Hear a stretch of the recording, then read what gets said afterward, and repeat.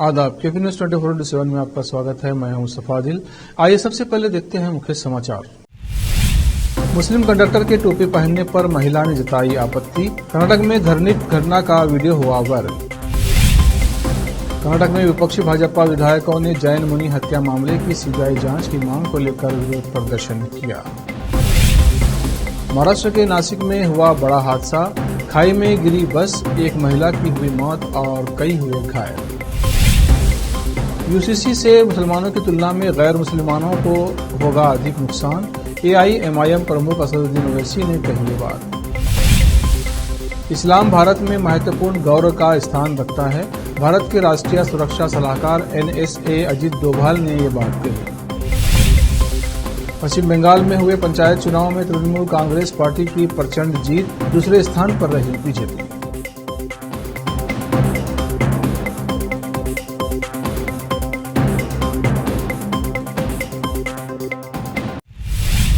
अब समाचार विस्तार से। ऐसा लगता है कि कर्नाटक में हिजाब विवाद के बाद मुसलमानों के प्रति नफरत काफी बढ़ गई है। सांप्रदायिक दिमाग हर मुसलमान से नफरत करने लगा है। इसी तरह की एक घटना में एक हिंदू महिला यात्री ने कर्नाटक आरटीसी बस के एक मुस्लिम कंडक्टर को अपनी टोपी उतारने के लिए मजबूर किया।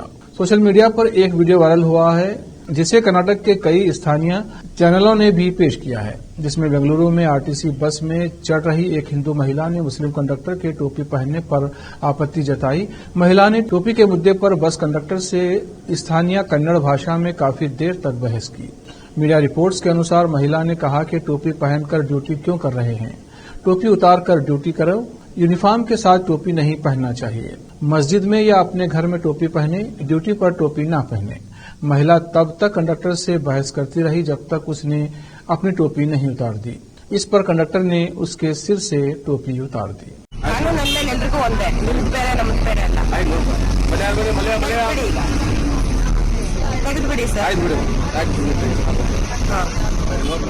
ವಿಡಿಯೋ ಮಾಡ್ಕೋತಾ ಇದ್ದೀನಿ ಇವಾಗ ಇದಿದೆ ಅಂತ ಇಲ್ಲ ಅಂತ ನಿಮ್ ಪ್ರಕಾರ ನಿಮ್ ಪ್ರಕಾರ ಇದೆಯಾ ಇಲ್ವಾ?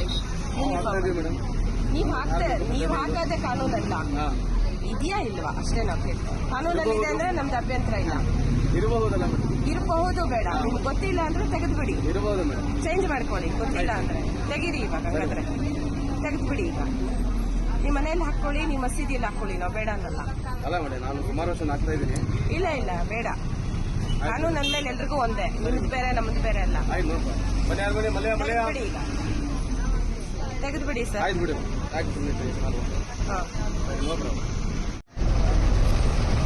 ಸರ್, ನಿಮ್ ಯೂನಿಫಾರ್ಮ್ ಅಲ್ಲಿ ಇದು ಟೋಪಿ ಹಾಕೋದಿದೆಯಾ?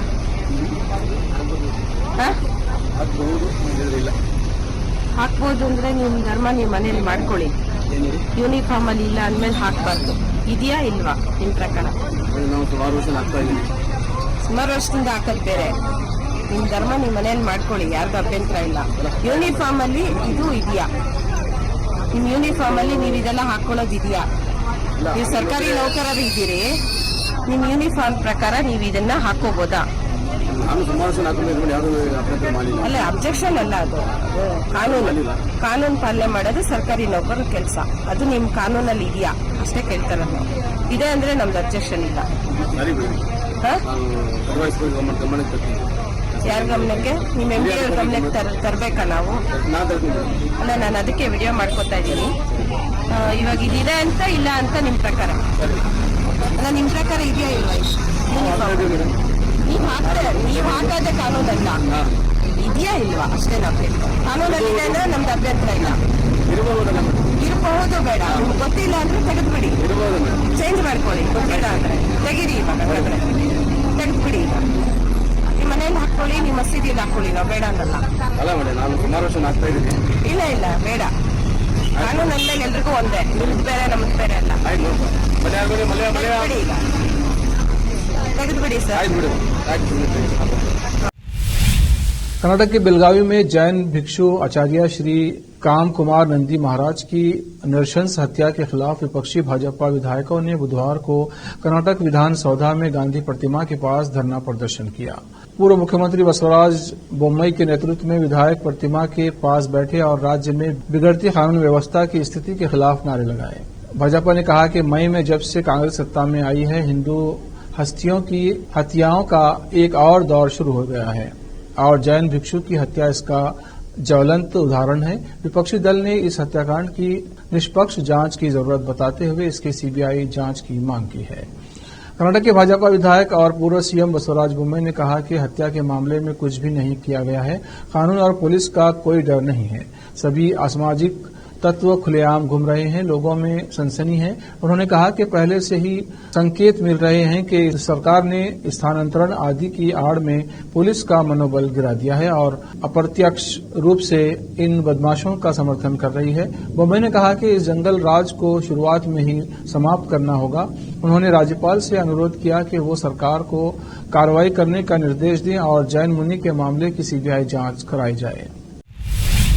यादगीर में मेडिकल शॉप ऑनर्स के संगठन Karnataka chemist and druggist association taluka Gurmitkal का गठन किया गया है।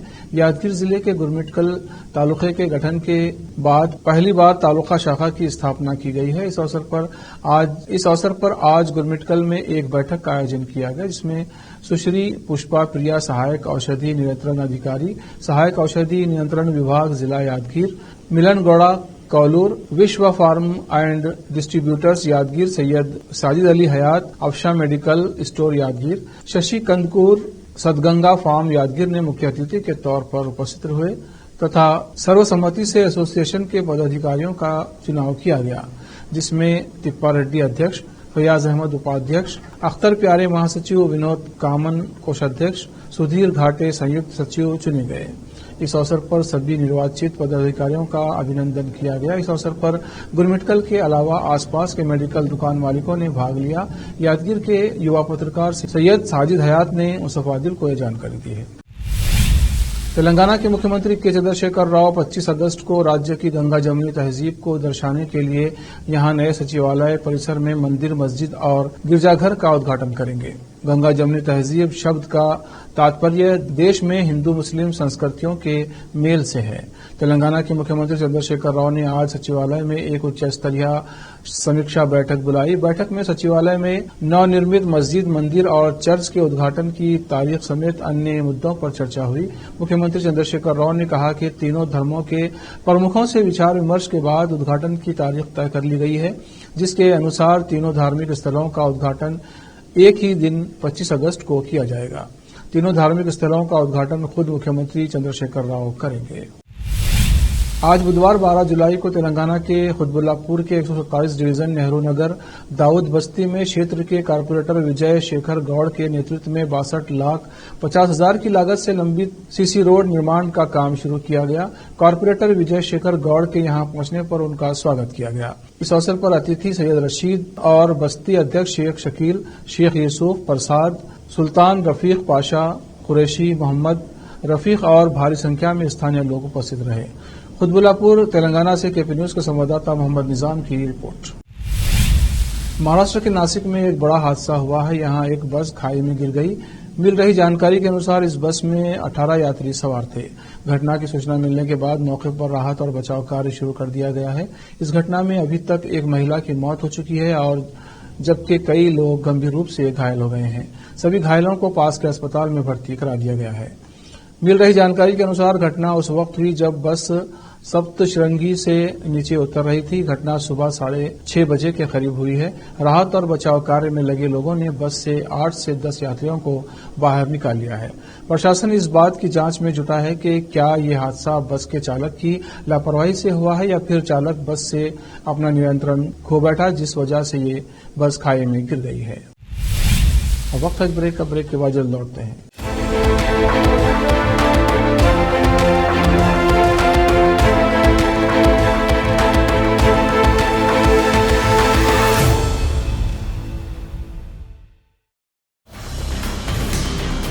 हिंदुस्तान के हर कोने में हम हैं मौजूद। 24 घंटे हालात पर गहरी नजर, खबरों से जुड़े चुपते सवालात और आपको दिखाता है धार्मिक, सामाजिक, राजनीतिक, लोकल और इंटरनेशनल न्यूज की सबसे बेहतर कवरेज, जो आपको रखती है हर पल बाखबर। देश और दुनिया भर की खबर के लिए देखते रहें KP News 24/7। Noor education trust Bidar की ओर से चलाए जाने वाला Noor MEd and BEd college Bidar, recognized by NCTE Delhi and affiliated to Gulbarga University, Gulbarga. Admission are open for the academic year 2022-23. विशेषज्ञ और सक्षम शिक्षकों द्वारा शिक्षा प्राप्त करने के लिए नूर एमएड एंड बीएड कॉलेज में दाखिला लें और शांत वातावरण में शिक्षा प्राप्त करें। बीदर शहर में बेहतर शिक्षा का एकमात्र केंद्र Noor MEd and BEd college, Shahpur gate, Bidar. Phone numbers 9945283920, 8482221297। Wisdom group of institution Bidar, Bidar शहर का एकमात्र संस्थान जो बीदर में पिछले 20 सालों से अपनी शैक्षणिक सेवाएं देता आ रहा है। विजडम ग्रुप्स ऑफ इंस्टीट्यूशन के तहत कई स्कूल्स और कॉलेज चलाए जाते हैं, जहां पर विद्यार्थियों को योग्य शिक्षकों द्वारा बेहतर शिक्षा दी जाती है। और यहाँ पर विशाल क्लासरूम है। यहाँ पर गर्ल्स और बॉयज के लिए सेपरेट मॉडर्न हॉस्टल की सुविधा है और स्वादिष्ट और हेल्दी भोजन की सुविधा है। छात्रों को शांति के वातावरण में पढ़ने के लिए लाइब्रेरी भी उपलब्ध है और साथ ही बसेस की सुविधा भी उपलब्ध है। अपने शैक्षणिक गुणों के कारण विजडम ग्रुप्स ऑफ इंस्टीट्यूशन बहुत ही कम समय में ऊंचाइयों की ओर अग्रसर है। अपने बच्चों का भविष्य संवारना चाहते हैं तो विजडम ग्रुप ऑफ इंस्टीट्यूशन में शिक्षा दिलाएं, जहां पर पीयूसी के लिए एडमिशन ओपन हो चुके हैं। Wisdom PU college for science में साल पीयूसी सेकेंड ईयर का शानदार रिजल्ट आया है और यहां के 110 बच्चों को नीट के माध्यम से एमबीबीएस की फ्री सीट प्राप्त हुई है। यहां के छात्र Ziaul Hasan VTU gold medallist रह चुके हैं और उन्होंने IIT दिल्ली में अपने नाम की सीट सुरक्षित कर ली है। आज ही अपने बच्चों का एडमिशन कराइए, याद रखिए। Wisdom Groups of Institution Head Office near Basweshwar Circle, beside New Command, behind Urdu Hall, Talim Siddiq Shah, Bidar. Contact number 9130189111, 8217411186. Toll free number 180012394447. Website www.wisdominstitutions.com. शहर बीदर के स्टूडेंट्स के लिए एक बड़ी खुशखबरी, यहाँ पर एडमिशन फीस में 100% कंसेशन दी जाएगी। Wisdom groups of institution Bidar के तहत चलाए जाने वाला और बेहतर शिक्षा केंद्र विजडम होलिस्टिक स्कूल का एक ब्रांच अब चिदरी में भी खुल गया है। इस सुनहरे अवसर से शहर बीदर के और चिदरी और मैलूर के छात्र फायदा उठाए। यहाँ पर nursery, LKG, UKG and first standard की बेहतर वातावरण में योग्य शिक्षकों द्वारा शिक्षा दी जाती है। यहाँ पर कई एजुकेशनल फैसिलिटीज मौजूद है, जैसा कि आप स्क्रीन पर डिटेल्स देख रहे हैं। इनके अलावा हवादार स्मार्ट क्लास, प्ले इक्विपमेंट, हिफ्ज व नाजिरा सेक्शन, हेल्थ चेकअप और दूसरी कई फैसिलिटी मौजूद है।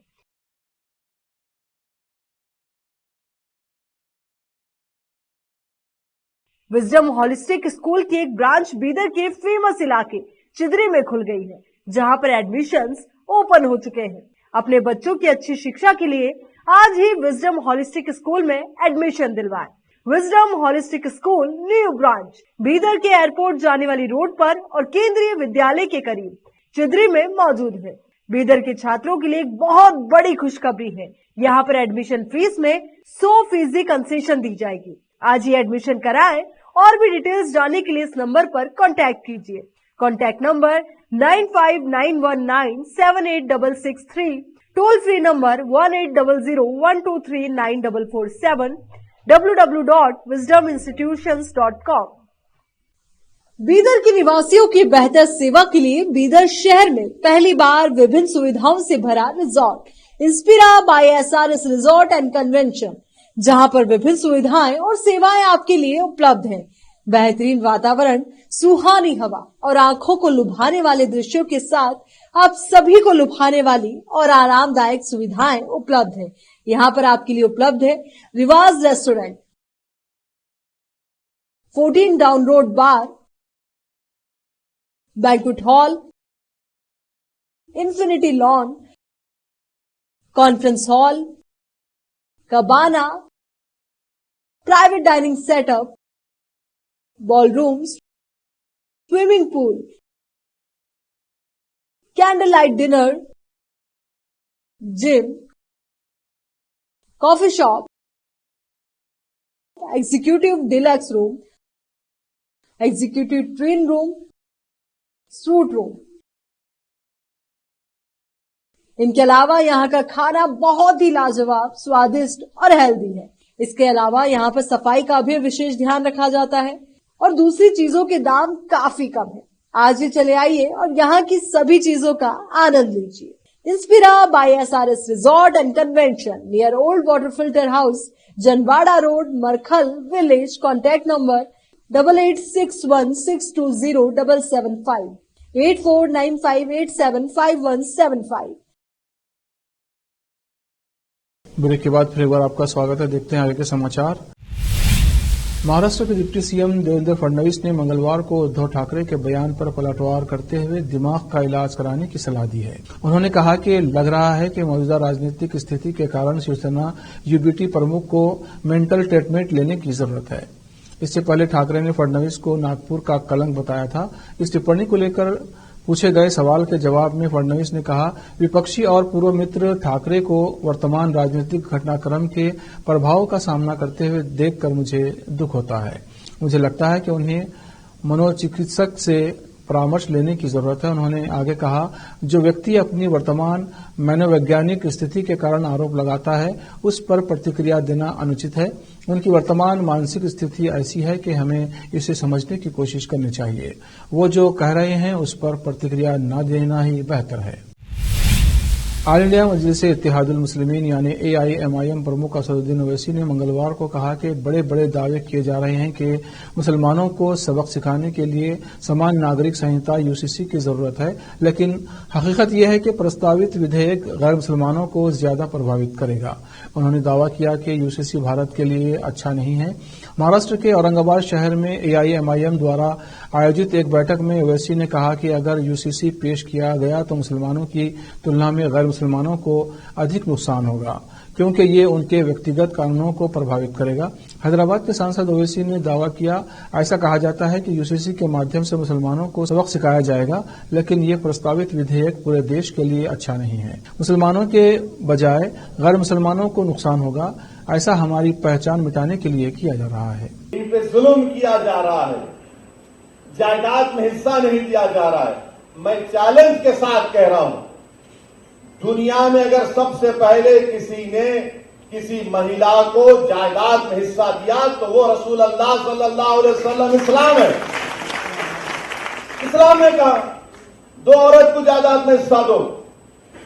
नहीं, मगर आप टीवी पे दिखाते बड़ा जुल्म हो रहा। अरे ये बिल्किस बानो का जुल्म तुमको याद नहीं आया?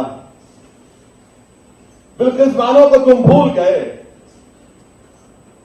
ये जो बच्चों को जो नासिक में गाड़ी से उतारकर बॉम्ब लिंचिंग करके मार दिया गया, उनकी कमजोरी तकलीफ याद नहीं आई तुमको?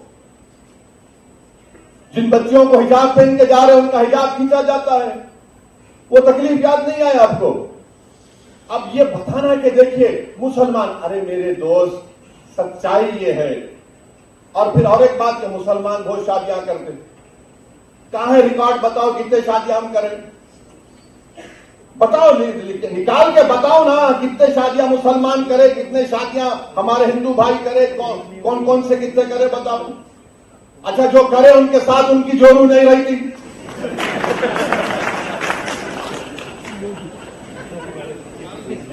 और आपको मालूम रिकॉर्ड है गवर्नमेंट ऑफ इंडिया का, ये आप उठाकर पढ़ो। आप एक अंग्रेजी अखबार है टाइम्स ऑफ इंडिया, 28 जुलाई 2022 का। हजरत गूगल पर जाइए, बहुत लोगों को शौक है आजकल रिलीजन, दीन वहां से सीख रहे, उलमाओं के पैर के पास बैठ के नहीं सीख रहे, इसलिए मंचले निकल। तो 28 जुलाई 2022 का टाइम्स ऑफ इंडिया ये कहता है कि 2 बीवियां 1.9 मुसलमान में है, ये 2019 का डेटा है। हिंदू भाइयों में 1.3 है और दीगर कौमों में 1.6 है। यानी ये जो परेशानी 2 बीवी की है, सिर्फ हमारी नहीं है, दूसरों के भी है। और हिंदू और मुसलमानों में 0.6 का फर्क है। अब आप बोलेंगे कि भाई अब बताओ, फर्क बताओ असदुद्दीन ओवैसी, मुसलमान की दूसरी बीवी रही और दूसरों की दूसरी बीवी रही, तो क्या फर्क है? फर्क यह है कि वो मेरी बीवी है और दूसरों में बीवी नहीं है। फर्क यह है कि उसको मेंटेनेंस मिलता, फर्क यह है कि उसको अपने रहने के लिए घर मिलता, यह फर्क है। अच्छा, फिर आप बोलेंगे कि हमने मुल्क में कानून बना दिया, चाइल्ड मैरिज एक्ट बना दिया। बिल्कुल बनाया, मगर क्या यह सच नहीं है कि चाइल्ड मैरिज एक्ट में 84% चाइल्ड मैरिज होती है हमारे हिंदू भाइयों की? कानून तो आप बना दिए। अच्छा, ऊपर से और एक बात देखो आप, जब चाइल्ड मैरिज हो जाती है, मैरिज खत्म नहीं होती, वॉइड होती है, वॉइड होती है। यही तो हम बता रहे हैं। हम ये नहीं कह रहे कि मुसलमानों में कमजोरियां नहीं है, यकीनन जहेज की लानत है जैसा सब जगह पर है, यकीनन हमारे बहनों को, बच्चों को और उठाना है जैसा कि सब जगह पर है। मगर आपको सिर्फ इस बात की फिक्र है, आप हमारी शनाख्त को हमसे छीनना चाहते हैं। अब और कुछ नहीं है आपका, रिजर्वेशन आप नहीं देना चाहते। नहीं। भारत के राष्ट्रीय सुरक्षा सलाहकार NSA अजीत डोभाल ने मंगलवार को कहा कि हिंदुस्तान में कोई धर्म खतरे में नहीं है, हमारे देश में सभी धर्मों का बराबर का हक है। भारत उन संस्कृतियों और धर्मों का मिश्रण रहा है जो सदियों से सद्भाव से रह रहे हैं। डोभाल दिल्ली के इंडिया इस्लामिक कल्चर सेंटर में एक कार्यक्रम में बोल रहे थे। NAS अजीत डोभाल ने कहा, देश में धार्मिक समूहों के बीच इस्लाम महत्वपूर्ण गौरव का स्थान रखता है। भारत सभी मसलों के हल के लिए सहनशीलता, बातचीत और सहयोग को बढ़ावा देता है। भारत दुनिया का सबसे बड़ा लोकतंत्र है। ये लोकतंत्र की जननी होने के साथ ही विविधता की भूमि भी है। The visionary thought of a great scholar, a jurist, a person well versed with Islamic jurisprudence and understanding of the global events. His message is loud and clear that we live in harmony, we live in peace if we would like to protect the future of humanity. Excellency, you as an authentic global voice of moderate Islam and a profound scholar, adored and respected by millions of people around the world. We in this hall were singularly fortunate to have this opportunity of hearing you. Excellency, your deep understanding of Islam and religions of the world, incessant efforts towards interfaith harmony, courage to persistently lead on the path of reforms is not only contributing to better understanding of Islam and its seminal contribution to humanity, but also preventing extremist and radical ideologies to plague the young minds. We are proud of the excellent relations that exist between India and Saudi Arabia, which are rooted in shared cultural heritage, common values, and economic ties.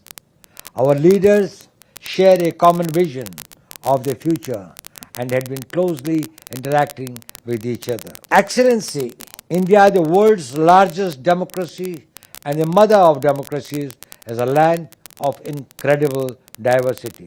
In your talk, you elaborately mentioned about diversity as a fundamental trait of our existence.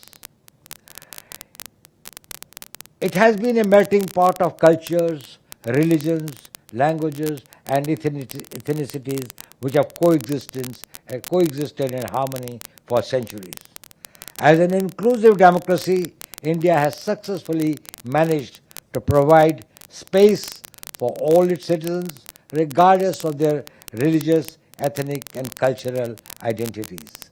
Amongst its numerous religious groups, Islam occupies a unique and significant position of pride, with India being home to the second largest Muslim population in the world. In fact, to give an idea of the scale we are talking about, Indian Muslim population is almost equal to the combined population of over 33 member states of the Organization of Islamic cooperation. As I just mentioned, Islam arrived in India in the 7th century during the life of Prophet Muhammad, peace be upon him, and gradually found a new home in this subcontinent. Over the centuries, it developed a unique syncretic tradition. It was kinetic and dynamic. It expanded and integrated. It was reformative, and it was also which enriched the culture of the new land that they have arrived. The deep spiritual content of Hinduism and Islam brought the people together and helped in bringing about a social and intellectual understanding of each other. It gave rise to a distinct and vibrant Trinamool Congress यानी TMC ने पश्चिम बंगाल में हुए पंचायत चुनाव में एक तरफा जीत हासिल की है। इस चुनाव में टीएमसी को 3,317 सीटों में से कुल 2,552 सीटें जीती हैं। 232 पंचायत समिति और 20 में से 12 जिला परिषद सीटों पर भी टीएमसी को जीत हासिल हुई है, जबकि भारतीय जनता पार्टी दूसरे स्थान पर रही। बीजेपी को कुल 212 ग्राम पंचायत और 7 पंचायत समिति में जीत मिली है। हालांकि जिला परिषद में बीजेपी का खाता नहीं खुल सका है। अभी भी कई सीटों पर चुनाव परिणाम का इंतजार है। पंचायत चुनाव में अपने शानदार प्रदर्शन को लेकर सीएम ममता बनर्जी ने फेसबुक पर एक पोस्ट भी लिखा। उन्होंने लिखा कि पंचायत चुनाव में टीएमसी का बोलबाला रहा। हम इस जीत के लिए जनता का शुक्रिया अदा करते हैं। हम इस प्यार और समर्थन के लिए भी शुक्रगुजार हैं। इस चुनाव परिणाम ने ये साबित कर दिया है कि राज्य की जनता के दिलों में सिर्फ टीएमसी ही बसती है। आखिर में फिर एक बार देखते हैं मुख्य समाचार। मुस्लिम कंडक्टर के टोपी पहनने पर महिला ने जताई आपत्ति। कर्नाटक में घृणित घटना का वीडियो हुआ वायरल। कर्नाटक में विपक्षी भाजपा विधायकों ने जैन मुनि हत्या मामले की सीबीआई जांच की मांग को लेकर विरोध प्रदर्शन किया। महाराष्ट्र के नासिक में हुआ बड़ा हादसा।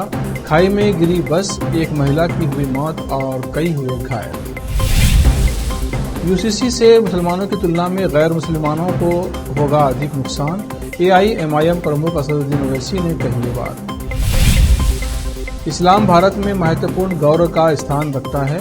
भारत के राष्ट्रीय सुरक्षा सलाहकार एनएसए अजित डोभाल ने ये बात कही। पश्चिम बंगाल में हुए पंचायत चुनाव में तृणमूल कांग्रेस पार्टी की प्रचंड जीत। दूसरे स्थान पर रही बीजेपी।